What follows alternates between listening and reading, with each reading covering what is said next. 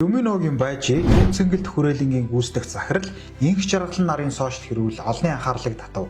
Инх жаргалан хувийн хөвслээс нийслэлийн өмчт байгууллагын гүйцэтгэх захирал болсон хүн.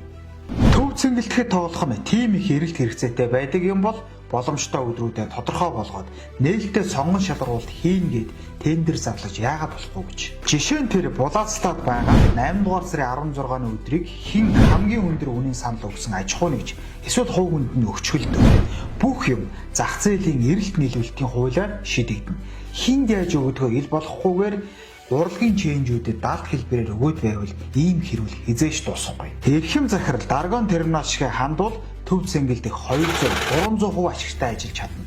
Улс төрч, нийслэлийн төлөөлөгч хүн хэн юу гэсэн болгонтой хэрэлдэж уралцаж явах нь хэр зохимжтой байдаг юм бол.